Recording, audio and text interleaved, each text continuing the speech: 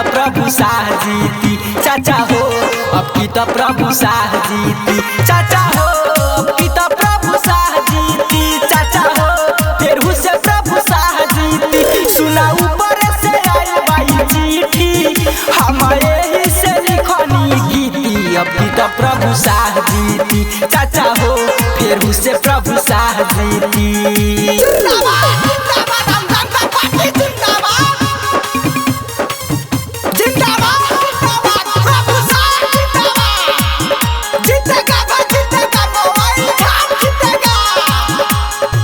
चारू ओरी मोबाइल छाप के चाचा हो बाटे हाला, प्रभु शाह जैसन नेता कतही न बुझाला। हाय चाचा चारू ओरी मोबाइल छाप के चाचा हो बाटे हाला, प्रभु शाह जैसन नेता कतही न बुझाला। जदि दे दे दोसर के सीटी तो सुना हमनी पका बीती, अब की तो प्रभु शाह जीती चाचा हो, फिर से प्रभु शाह जीती चाचा हो, अब की तो प्रभु शाह जीती चाचा हो, फिर से प्रभु शाह जीती।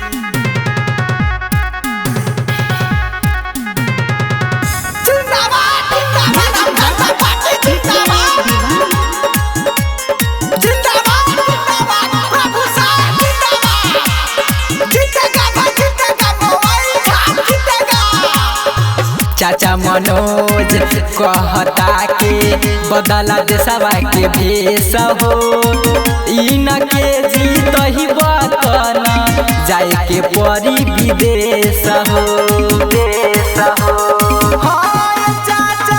चाचा मनोज कहता के बदला देशवा के भेष हो, इनके जीत ही बड़ चाचा तो जाए के परी न विदेश हो। इन होई त बदली न रीति गाना चंदन के होई हिटी, अब की तो प्रभु शाह जीती चाचा हो, फिर से प्रभु शाह जीती चाचा हो, अब की तो प्रभु शाह जीती चाचा हो, फिर से प्रभु शाह जीती।